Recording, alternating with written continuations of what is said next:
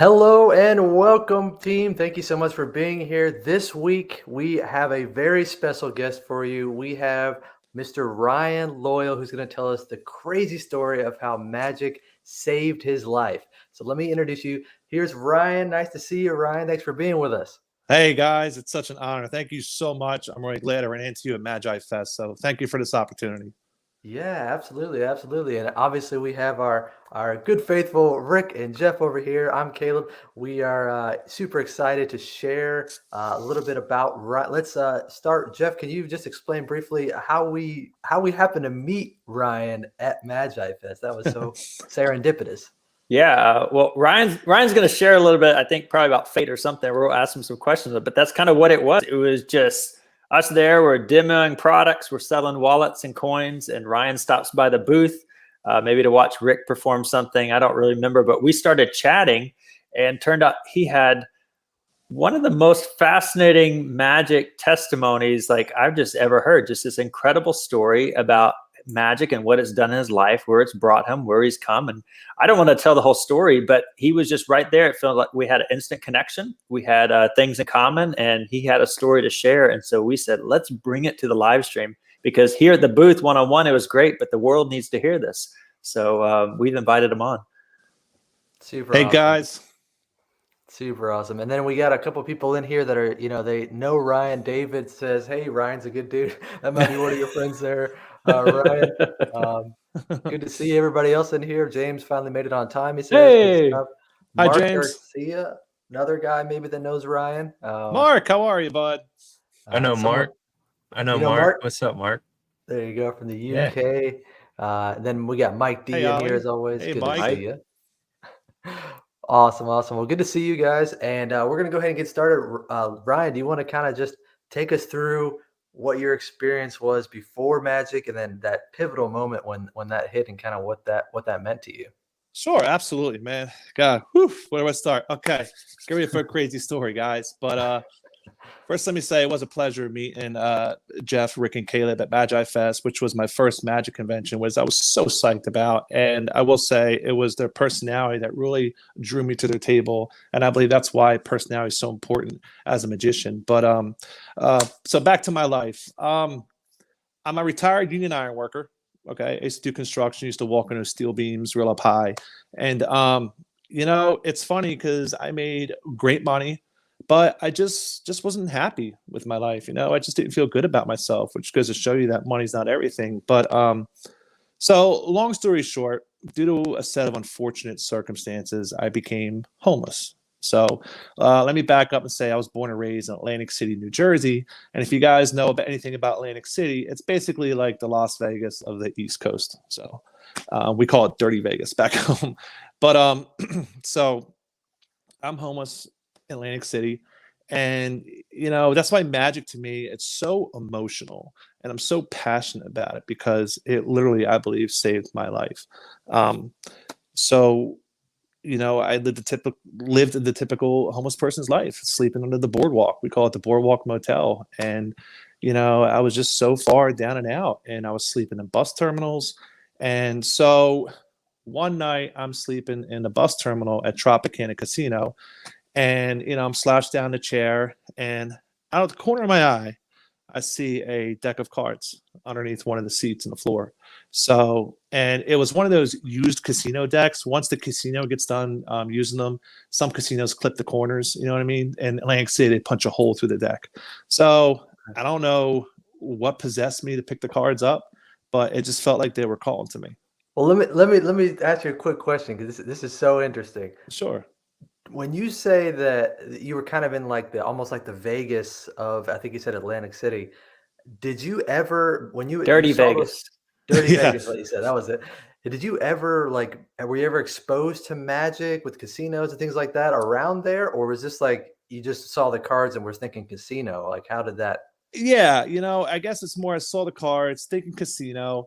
There weren't too many. There was always performers in the boardwalk, but being born and raised there, I never really saw any magicians. So the only magicians I knew that performed, not knew personally, but that I've seen perform in Atlantic City, were those that were already performing in the casinos on stage. So that, as far as magic goes, that's the only type of magic I've seen in that area.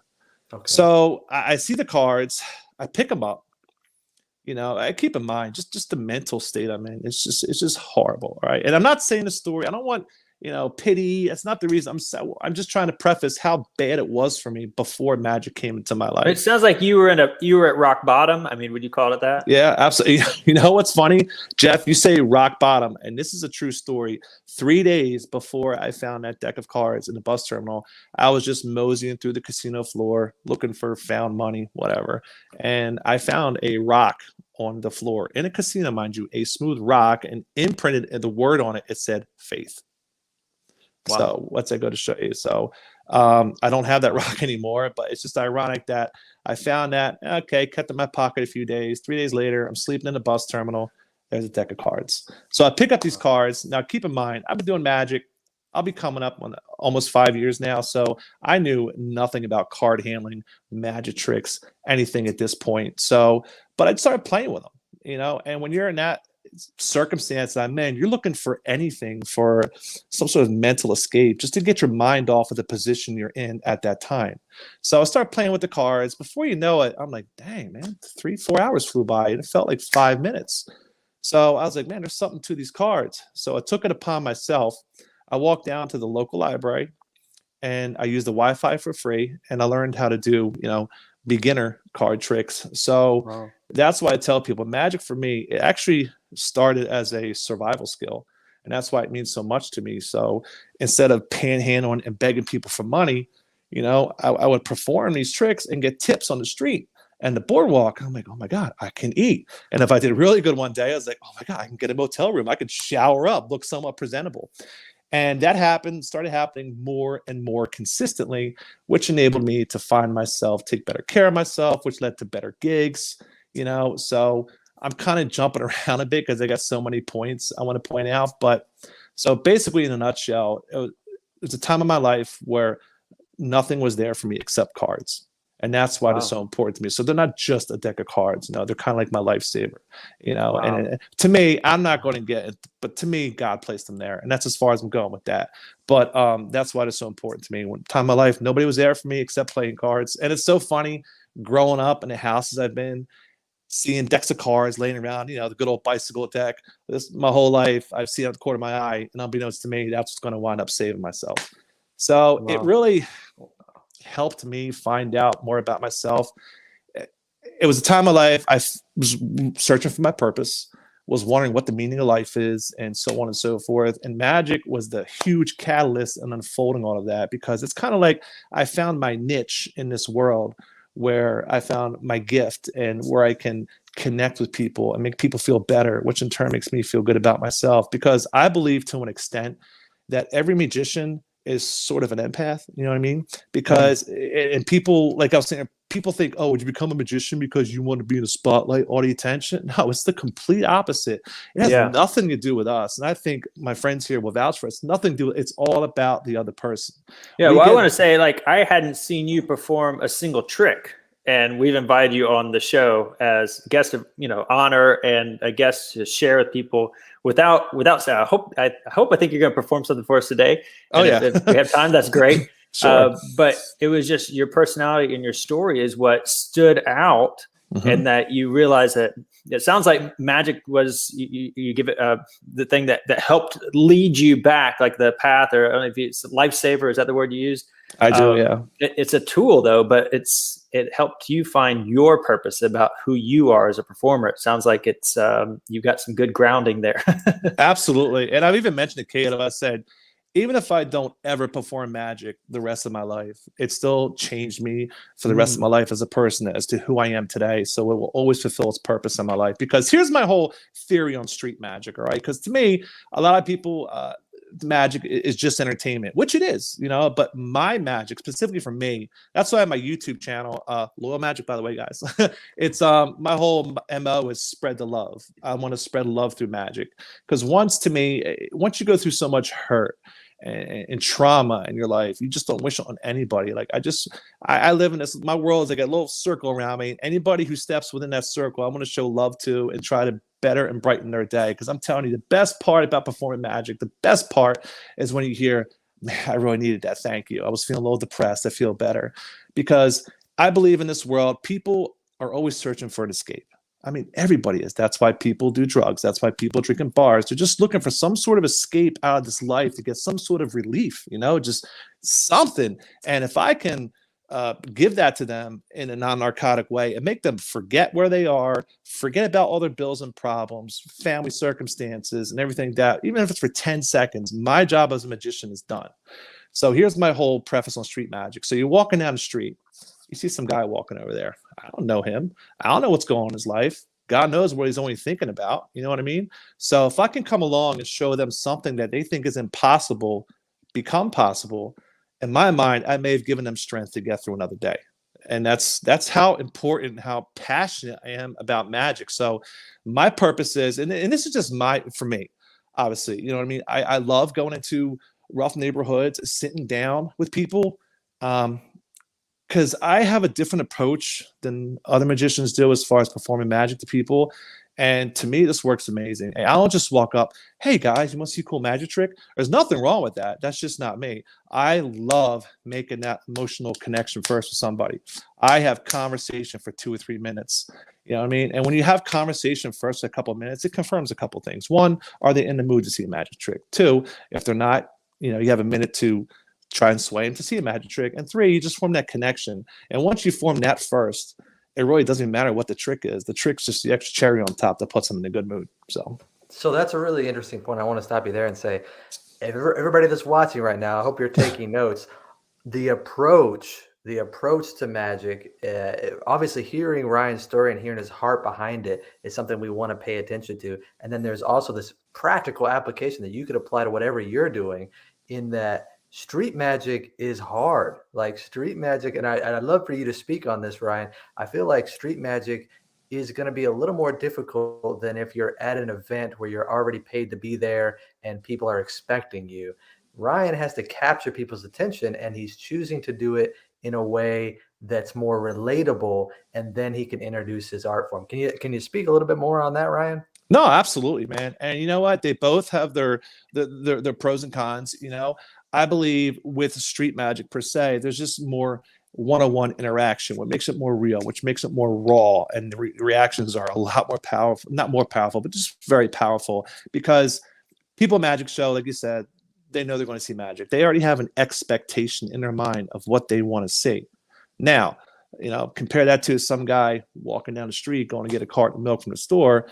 I come along, and when I'm showing them a trick, you just catch them totally out of the blue. You blow their mind, and it's insane.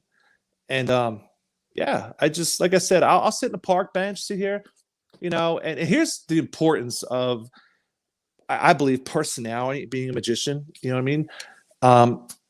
Like I said, it's all about that emotional connection. I'll sit down. Hey, how you doing today? Oh, I'm doing great, thanks. Just that response right there. One, they're friendly. You can hear the tone in their voice. They're talkative. Great. I have a great opportunity here to work myself into it. Yeah, how's the weather today? I'd make a little conversation. Before I go, can I show you something cool real quick? I mean, I know it sounds crazy. I got a YouTube channel. I practice some magic. I'm doing a new trick. Can I show you something? And it always winds up working out great. That's awesome.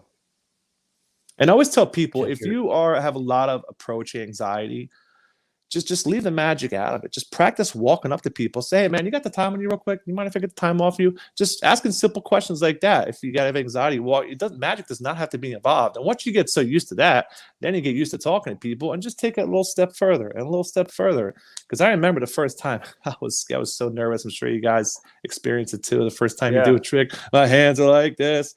And do you think, now here's the question, do you think some of those questions, which I think are brilliant, by the way, did some of that come from panhandling and being on the street? Because I get approached by guys that aren't going to show me magic tricks. Hey, you got the time, or something to get me a look, or they'll ask me a question to disarm me, to then ask for money. Did some of that background help with that? I do think so. Yeah, I do think so. I've always been just my personality gift, and my connecting with people, and my intuition. I've always been gifted with that. That for me, fortunately, it was nothing I had to learn. Can you learn it? Sure. You know what I mean? But that's I think it'd be important for people to learn, because I was gonna say on that street magic. When we first saw David Blaine when I was younger, was that 20 years ago or so, and he came out of the TV special. David Blaine is an artist. He's brilliant, and there's nothing wrong. I love David Blaine. but his personality doesn't fit everybody. And so like we saw David Blaine, we try to emulate him. We go and we ambush these people with this guerrilla magic. Here's trick, just out of nowhere, which only Blaine could do. And even, I don't know if Blaine's doing that because it's an edited TV show, right? But we would like just kind of jump on people. And if we had have known what you were saying and what you're teaching the next generation, teaching people right now, this idea of just being casual and talking to people and like take that little bit of edge of your anxiety off of the question, like get that first nervous energy out in the question or something that's not magic and then relax. Like that's really key stuff, man. That's awesome. Oh, absolutely. And I think a lot of beginner magicians make the mistakes, like as far as I have to show 3 tricks. Nah, man, just focus on doing one trick, performing it to where you're comfortable with it, and just okay. Today, I'm gonna walk up to one person and do that trick until you feel comfortable with that, and then okay. 2 days from now, I'm going to walk up to 2 people or walk up to 2 different people 2 times, and it's all about just getting used to it. And it's really not as bad as you think. If you put the practice in, you know what I mean? Yeah. That's what it all comes down to. I mean, the beautiful thing, you went to the library, picked up tricks, and then you're going out and performing them, assuming rather quickly, right? I mean, so you're showing like how, if you have a good personality, you're relatable, like how that speaks. I mean, I don't know. Could you expound on that? Like, I mean, like what that first experience was like? Sure. Yeah, no, absolutely. It's kind of crazy because, where do I start? It's just that people who knew me before I got into the cars were just like, oh my God, who's this guy? Well, like what happened? Where did it start? But, the personality also, thing, what was that first trick? The very first trick, ambitious card. Ambitious card. That's one that David Blaine did that blew me away. And let me tell you guys, it goes as far as you want with the moves and technicalities and complexity of the tricks, but street magic is a different sense where you're interrupting someone's day. They don't have time to say, okay, take this, do this, put behind your back, put in 3 piles, move this over here. I hit them bang, bang, boom, quick with tricks that at the most last a minute. And I think that in itself as an art form, it's just a whole different type of magic as opposed to show magic. And they're both amazing. And I'm inspired by both. And again, that's my whole purpose. I want to inspire other people to do better with their lives. So if I see someone's looking down and out, hey, man, I'll talk with them first, connect with them, and let them cry on my shoulder, whatever. And I show them a couple tricks. And then I'll say, hey, you know what? You have to listen to me because who doesn't want to listen to somebody who hasn't been in their shoes? I've been where you are. I know what it's like. So I'm telling you, I'm proof you can make it. You just got to get yourself in the right mindset. And for me, it took a life-changing event. So. And I think you are inspiring people here, Ryan. It's just so great. And I want to clarify one question here. James he said, how long has it been since you turned your life around? What was the exact time frame on that, Dean? Okay, so 3 years ago. Yeah, about 3-4 years ago.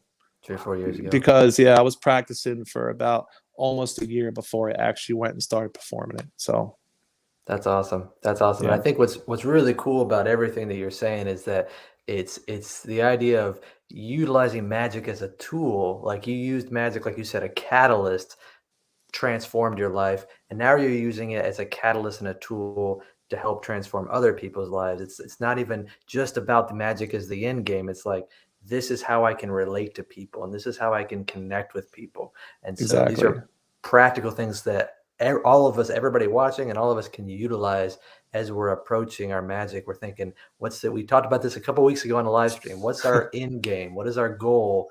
What do we want the spectators to think? And if we want to connect, then it'll help us develop our magic. And we know our goal is connection. Right. I agree. Yeah. Like I said, my magic, it's not just magic for entertainment. It's magic with a purpose, with a meaning.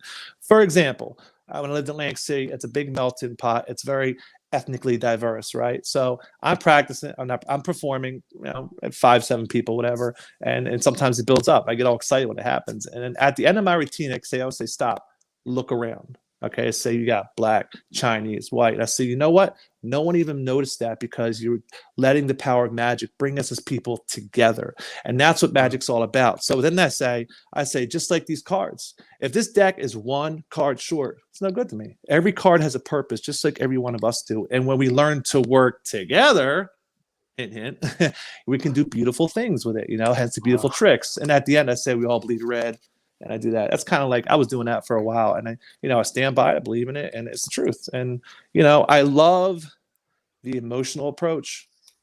to magic, to me, it just makes it so much more powerful. And I love when people ask me, they're like, "Oh, how'd you get into magic?" I'm like, "You really want this answer? Oh, sit down." You know, it's just never what they expect, which is so cool. Why I love it, because it wasn't, you know, and there's nothing wrong with him. We got into magic. It just happened. So my story was it's just different. That's all. Sure, of course. And I think, you know, you not only you are an example of how this works, but if anybody's wondering, like, are there other magicians that do this? If anybody's recently watched America's Got Talent and saw who won America's Got Talent, That's right. Dustin Tavella was doing the exact similar thing that Ryan's doing with his own story, his own actual life story, just like Ryan. And he was connecting with people and relating on an emotional level, just like you're talking about. Absolutely. And I say other magicians, you know? I say everyone is born with gifts and talents. Find out what yours are. Everyone has them. I don't care what, everyone's got certain gifts. Find out what yours are and apply that to your magic and use that as your strong points. My advice is don't try to be somebody you're not. The best thing about me doing my magic is, guess what? I get to be myself. So I don't have to worry about before I go out, okay, put on this fake facade. No, man, I'm just being me. And that's the best part. And that's easy. Wow. So I love that, man. Yeah. That's awesome. That's awesome.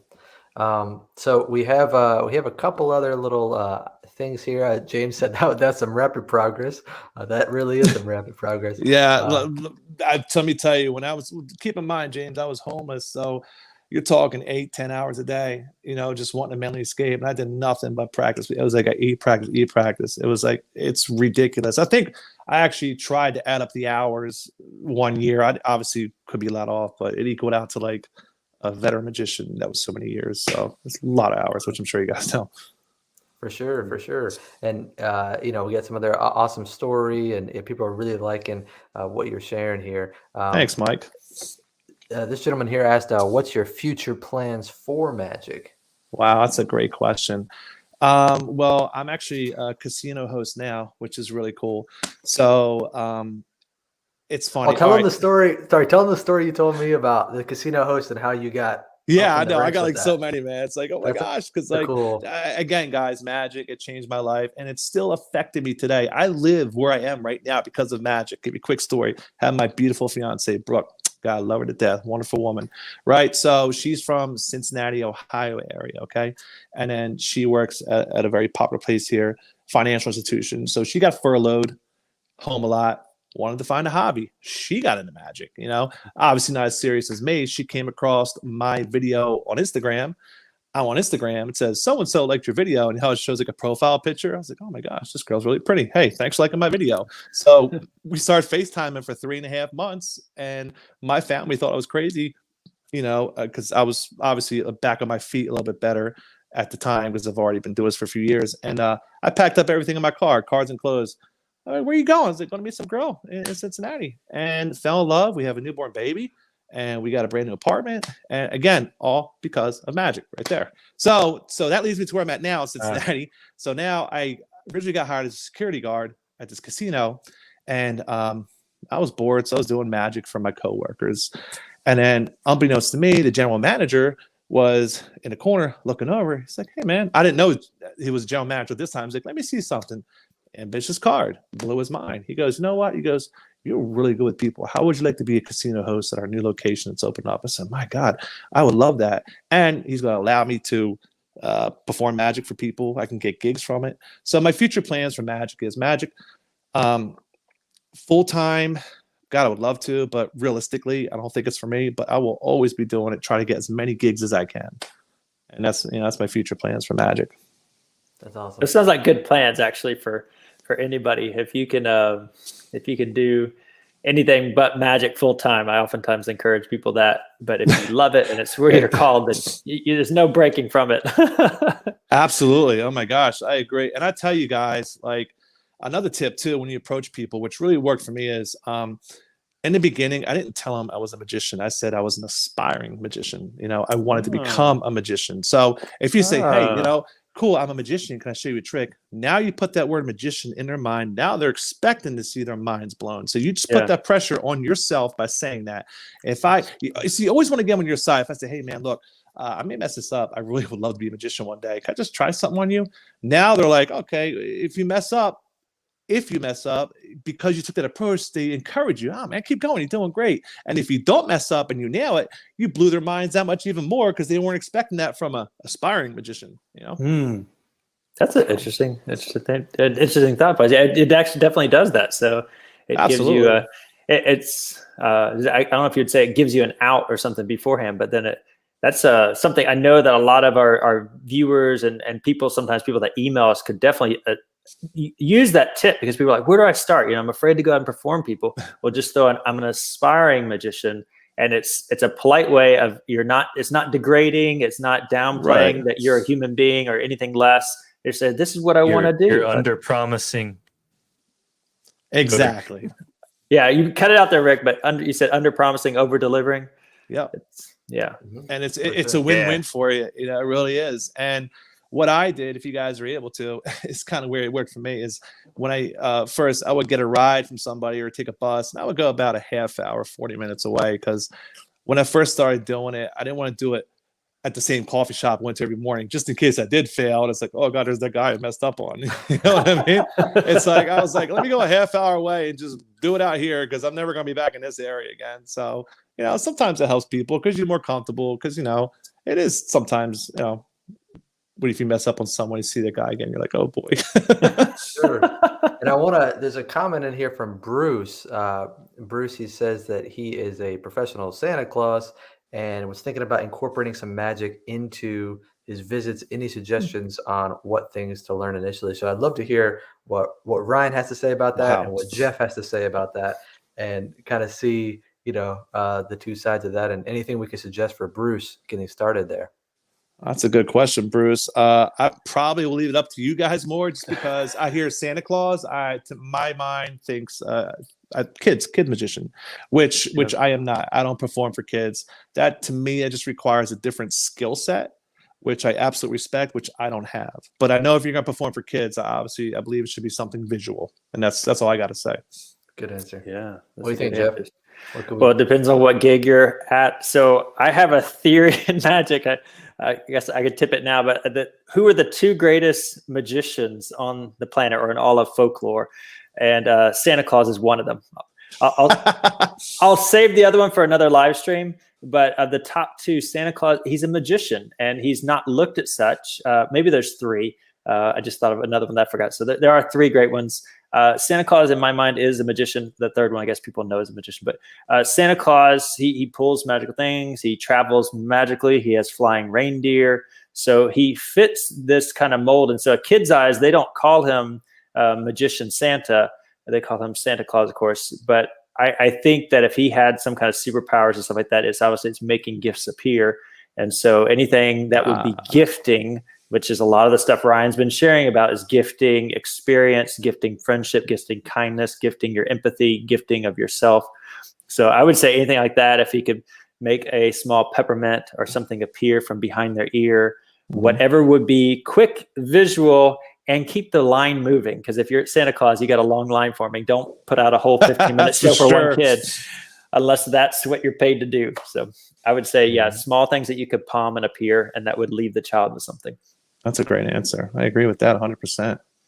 For sure. And again, guys, I just can't stress enough that it doesn't have to be these technical tricks, which I love, by the way. You know what I mean? Because I'm just a different magician. People ask me all the time, what's your magician for? Well, you know what? I don't have one. All the magicians know my tricks because they're magicians. Because I don't perform for magicians. I perform for lay people. And, that's all I care about. So it's a simple act of kindness, a simple smile, a simple holding the door open for somebody. A simple act is so powerful in someone's day. Therefore, in my mind, it's a simple trick that has the biggest response. Which is really cool, because that's kind of just an overarching philosophy of magic. Like this has a magical feel to it when somebody, you know what I mean, really looks out for you and cares for you. You don't have to think of magic as just the tricks. It's like, I'm a person who wants to make a difference in the world, right? Mm-hmm. And that's how it sounds like with you, Ryan. Sorry, you over here, Ryan. Is you're constantly thinking of ways to do that. And I want to point out real quick, you mentioned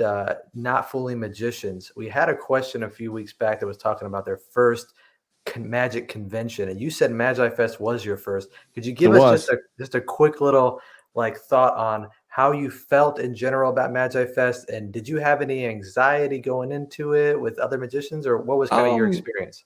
Actually, no, I didn't. I was meeting a couple people that I'm friends with online and I've collabed with before there. So, and it's only an hour and a half for me, so I didn't get the whole homesick thing, but it was well above my expectations. Because I will say this, and I'm sure my three friends here will agree with me. For the most part, 95% of magicians are some of the nicest, genuine people I've ever met in my life. Because we all have one goal in common, and it's not to fool each other. It's just to impact someone's life. So people told me, "You trying to be the greatest magician?" No, I want to be the most impactful magician. That's all I care about. That's what I want to be. And yeah, it's so cool because, like, man, I wish they had it more than once a year because it's like I'm in my element. I'm where I belong. There's other like-minded people, and we have the same hobby. Because for me, it is lonely when you're a magician. Where I live, it's just not a very common profession. I think I looked up online. Magicians make up for 1% of the world's population, so you really got to stretch out pretty far and wide if you want to connect with other people with like-minded hobbies. But it was great. And again, Jeff, it was your personality that drew me again. And again, guys, that's how important personality is. When I walk up to somebody, I want them to like me first before I do the trick. You know what I mean? Mm-hmm. And then that way they'll guarantee like the trick. You don't want to buy a used car from a jerk salesman, right? You want to like the guy. So that's what it's all about. Who was that quote from? There's a famous magician that quotes from it. It might be Vernon, and he says, "If they like you, they'll like whatever you do." That's the truth. Yeah, really sounds like Dale Carnegie or something more than it does kind of sound like that. Maybe anybody. And you know what the funny thing is? How I learned that was I've had people tell me who hired a gig, and they said in the most respectful way. They're like, "Ryan, we because I go through Thumbtack sometimes, these apps to get gigs like I do now." Mm-hmm. And they're like, "We had this other guy. We saw him first, and he was a lot more technical, and his tricks were, I don't want to say better, but his skill was a lot higher than mine." But they said, what was it about you was we liked you as a person, and they hired me for the gig. And that just goes to show you how important personality is. Yeah. Wow. I hope you guys are taking notes, man, because golly. The guys that I know that are like you, and again, you're saying you're not wanting to go full time, but the everyday rock stars that I know that are killing it, that are working day in, day out, we're working through the pandemic and finding shows. People are still calling them, say, "Come do my house party." The guys that are working nonstop, that are booking I know a lot of guys on the church gig circuit. Those guys aren't the magician foolers.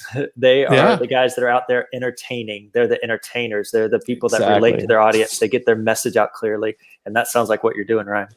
It was. And I said to Jeff, I saw his Instagram video where he talks about hecklers and stuff. And, when you get them to like you, honestly, for me, you rarely have to deal with hecklers. I think in almost 5 years, maybe 3 times, I've dealt with a heckler. Wow. And it was to the point where their friends, like what they're seeing so much, their own friends tell them to be quiet. And that handles the situation right there. So, who's going to walk up and be like, "Hey, let me mess with this super nice guy trying to make us happy"? You know what I mean? Like, seriously.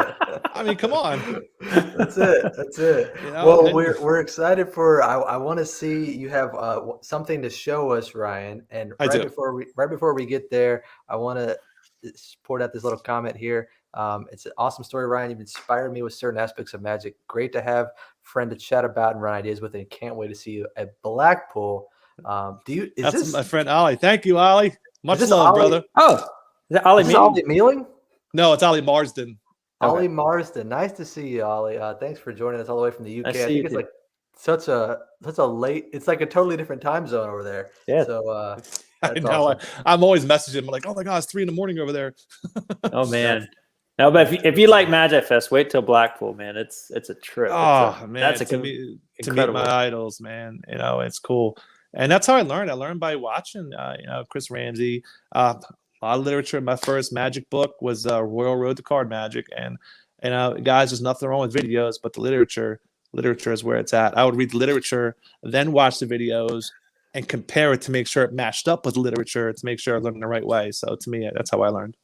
Oh yeah, we're a big fan of literature. That's why all our products feature the book and the video combined together, because we think that you learn both ways best. Absolutely. And so that's our whole system. And speaking of that, I'm gonna let you perform, but Rick has a new release coming next week. So you guys, I'm not gonna steal any more Ryan time with that. But Rick Holcomb has a brand new. It's gonna be taught to the Dave system, and you guys want to stay tuned. Make sure you subscribed here to the channel. Make sure that you're in touch with everything going on with Copeland Coins. that's my only plug, because we've got a lot of fantastic stuff. Maybe, who knows, maybe Ryan, I don't want to say you don't want to ever fool a magician. Maybe you're going to bring us a trick someday in the near future. Hey, we'll see, guys. Who knows? I definitely have a lot of different approaches to tricks. So let me put my camera down and see what we got going here. Yeah. You guys see the cards okay right there? Yes, sir. Yeah, we got it. Let me just angle it. All right. So, gosh, I hope my headphones don't get in the way. So this is a cool trick. I tell people, I say, this is a trick where I give an example of why you don't want to mess with street magicians, how street magicians can scam you. Okay. This is a basic example of why you don't want to do that. Basically, I want to show you what hustle they do in the streets. It's a 3-card money version of it. So we got a 9 here, right? We got a 9. Check this out. We got another 9. Okay. And we got, of course, the queen. All right. So your job, all you got to do is follow that queen right there in the middle there, right? Just follow that queen. So here's the queen. Okay. You see the queen here? Yeah. So if I go like this, I'll put the queen on the table, right? You think she's on a table, but she's not. She's actually over here. That's where she's at. Say it's actually a 9 on the table. Right there. So we're going to do this again, okay? That's Dirty Vegas. That's Dirty Vegas. That's Dirty Vegas right here, baby. So, and so here's a queen right here. So if I go like this, right, make it a little easier for you, right? Okay, look, I put the 9 on the table. 9's on the table. If I go like this, okay. Now, where's the queen? This should be in my hand, right? But it's not. It's on the table. That's where it's at right there. So we're going to make this a little simple. Let's get the queen out of the picture, okay? I'll put the queen off to the side. So look, I got a 9. Check this out. And they got another 9 right there. And if I go like this, I say, where's the queen? Well, Ryan, you put it off the table. Actually, no, I switched on it. She's right there. That's where she's at. See, that's what happens. So it was actually a 9 in my pocket. So we bring a 9 back out. Now, here we go. Okay, watch. We go like this. Right? And if you want to bet that that's a queen $100, you're still going to lose, man, because I'm a magician. Look, that's another 9. What? A queen just disappears. You know where she went? She went back into my pocket. So let's get her back out. Here's a beautiful queen. Here she is right here, okay? So let's do this again. Okay. This time, boom. I put the 9 on the table, right? Uh-huh. Wrong. That's another queen. Say, check it out, okay? And we'll do that one more time, okay? Put that down. And before you know it, you got all 3 queens. And that's how they're going to scam you. So I show them. I say we got 1, okay, 2, 3 queens right there. But I tell people, here's how they scam you. I'm going to give you guys a secret right here. Okay. We have 3 9s. 3 9s. And I'm constantly switching them in and out of the game. That's how I scam them, right? So if I put the queens in their hand right there, and I got the 9s right here, okay, all they got to do is just give a little magic shake like this, and all of a sudden, I got the 3 queens, and the 3 9s are in their hand. Oh, Wow. And that's how you get them. Yeah. Well done, man. Great. Golly, Thank you. That That's last one of my- page, I could definitely feel that spectator freaking out with the cards in their hands, man. Yeah, it's a great trick. And Love that's the Stand Up Money by Garrett Thomas, guys. If you want to get it, it's an amazing trick. It's a great fooler. It's just it's like one hit after the next, boom, boom, boom. Because I find a lot of people on the street just love to gamble, so I just love that demonstration. Yeah, and Yeah. I love how you've applied your your environment. You have the overarching your character and how you're trying to relate to people, but then you realize, okay, these people on the street, they're going to relate to this, and so let me find a trick or a presentation that goes with that, so it's easy to relate to. I'm not asking people, check out this magic wand and I'm going to float the wand, or here's these giant boxes. You know what I mean? Like you're fitting in with what And they're doing. this is also a great trick because you see how many times I put a card down. If I have a group of 4 or 5 people, the first part of the trick I put in someone's hand. I say, all right, you sir, what's your name? Oh, you put your hand out now. I keep everybody involved. I don't just do the trick to one person that people watch. I'll have this person put their hand out, then this person. So actively involving everybody in magic in the hands to me is one of the most powerful ways to go about doing magic. So if you're doing it doesn't matter what kind of magic, coin magic, whatever, you put in this guy's hand, you don't leave his friend left out, boom, put it in his hand. And it's like everyone's like, me too. My God, he did it to me too, So Absolutely. That's well, awesome. man, if you were auditioning right now, I would hire you for the gig, because that's the kind of stuff I would like to have at my party, at my corporate event for sure. That was very good. Thank you so much. I appreciate that. And thank you for the opportunity, guys, for coming on. I don't know what time we got left, but I know we've been going a while. Yeah, no, I think we're about to wrap up here. Thank you all for joining us. It's such a pleasure to have you, Ryan. Thanks for joining us. We might have to have you back sometime to explain more, because this is fascinating stuff. I would love that. Yeah, that'd be so awesome. So anybody that's in on the video, make sure to put any additional questions you think of during the week in the comments, and we'll answer them throughout the week. Shout out to Ryan here. You can find him Yeah, on get his. YouTube, Instagram, and Facebook, right, with this handle? Yes, sir. Just make Okay. sure you spell loyal right, guys. It's not the dictionary way. It's Loyle like it's shown on the screen. Loyal like Hoyle, maybe? Like Hoyle playing? But card? yep, exactly. There it is. They're loyal like coils. So thank you so much, Ryan, for joining us. Thank you all for being here, and we will see you next week. Bye, guys.